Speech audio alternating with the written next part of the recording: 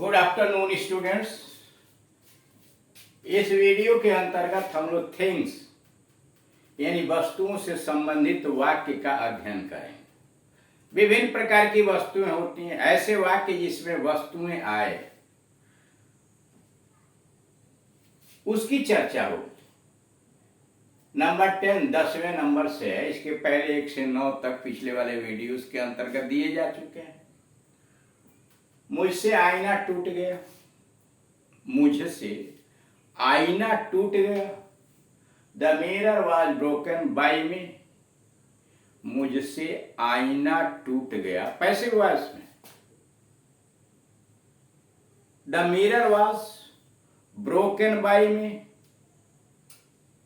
Active voice में होता था आई ब्रोक द मिरर। मैंने शीशा या आईना तोड़ दिया।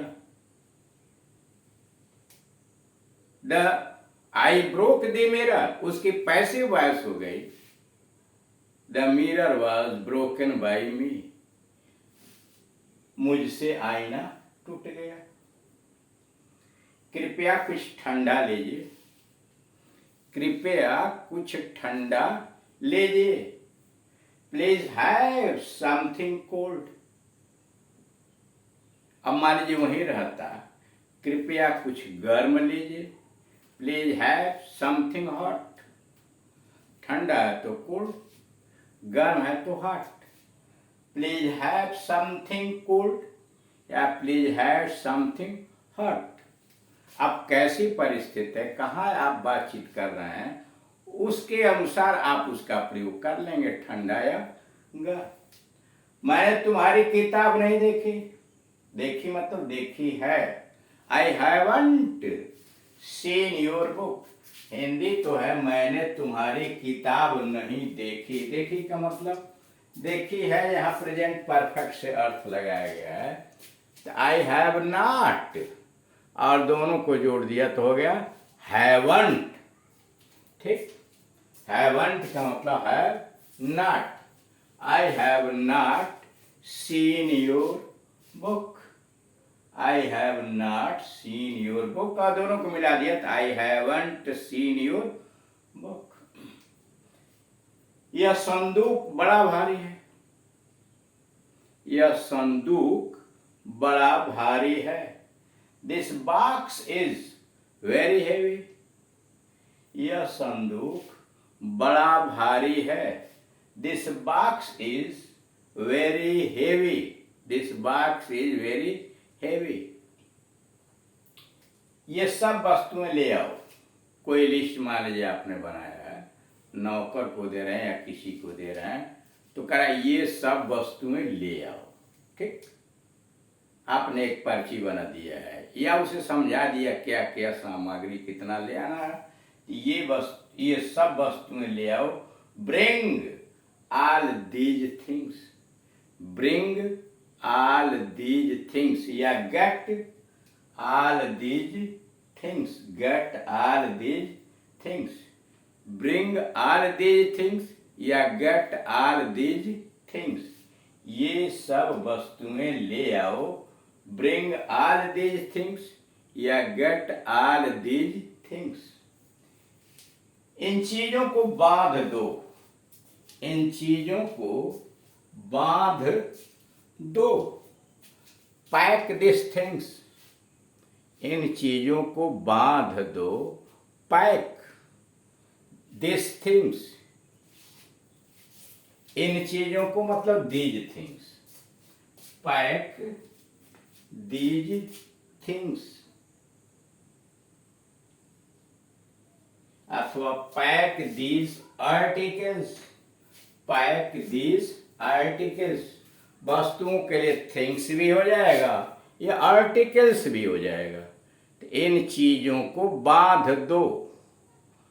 आप नौकर को या किसी व्यक्ति को सलाह दे रहे हैं या उसे निर्देश दे रहे हैं, इन वस्तुओं को बांध दो या इन चीजों को बांध दो। तो पैक दीज थिंग्स या पैक दीज आर्टिकल्स। अपना बिस्तर बंद उठा लीजिए।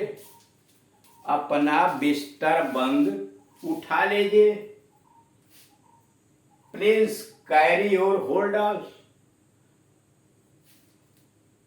प्लीज कैरी योर होल्डर, अपना बिस्तर बंद उठा लीजिए।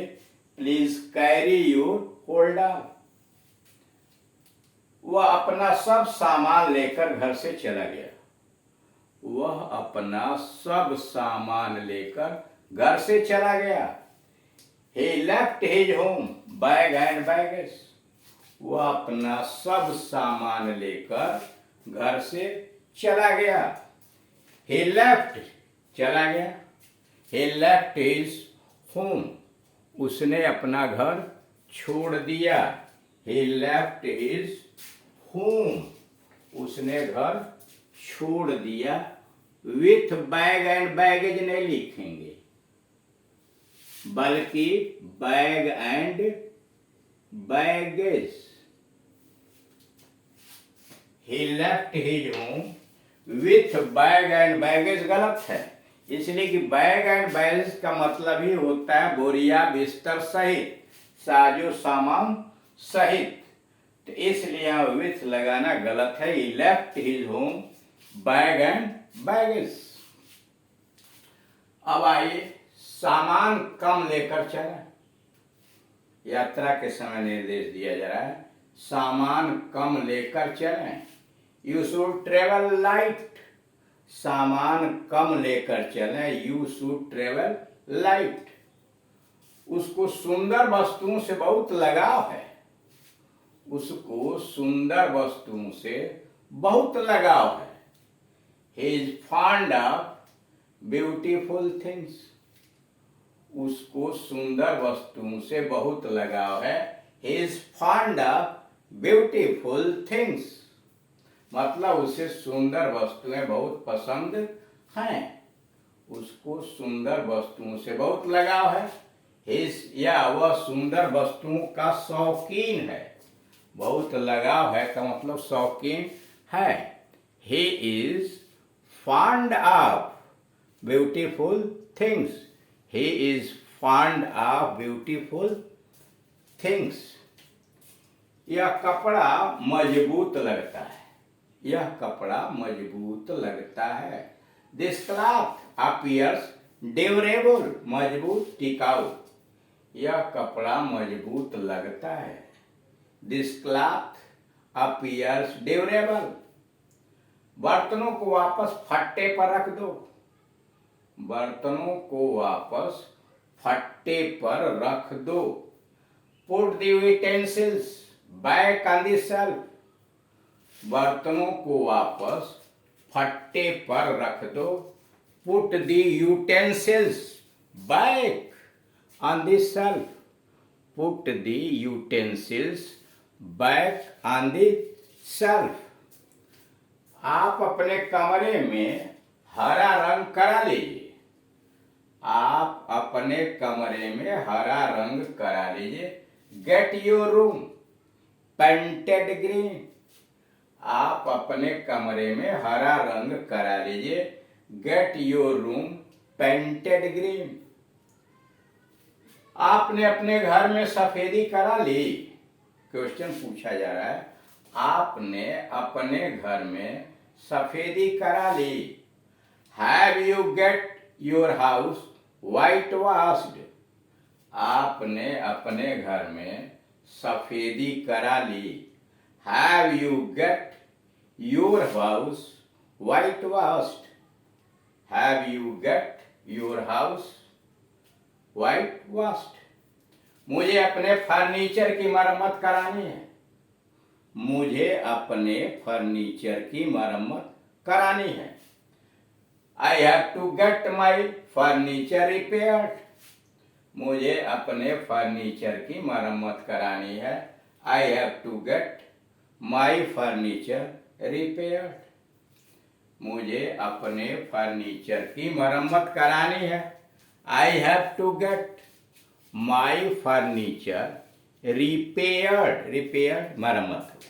अब आइए नोट नंबर 1, यह आम बहुत मीठा है। एक टोकरी में 50 आम आते हैं। जरा इन दोनों वाक्यों में ध्यान दीजिए। पहले वाक्य में यह आम एक है, सिंगुलर नंबर। दूसरे में वही शब्द बिना परिवर्तन का आम आया, इस टोकरी में, यानी एक टोकरी में 50 आम आते हैं। शब्द यहां भी आम लिखा और बिना परिवर्तन का यहां भी आम लिखा। पहले वाक्य में यह सिंगुलर है और दूसरे वाक्य में प्लूरल है, कोई परिवर्तन नहीं हुआ। जैसे लड़का लड़के हो जाता है, ठीक। लड़की लड़कियां बहुवचन हो जाता है। लेकिन यहां आप देख रहे हैं एक वचन भी आम और बहुवचन भी आम, दोनों में रूप एक ही है।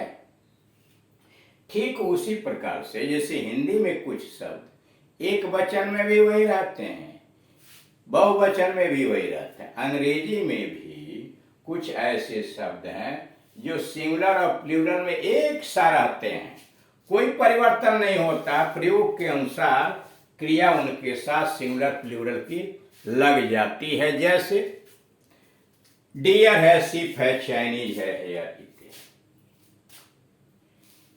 डियर मान लीजिए, the hunter is chasing a deer, the hunter is chasing a deer, शिकारी एक हिरन का पीछा कर रहा है।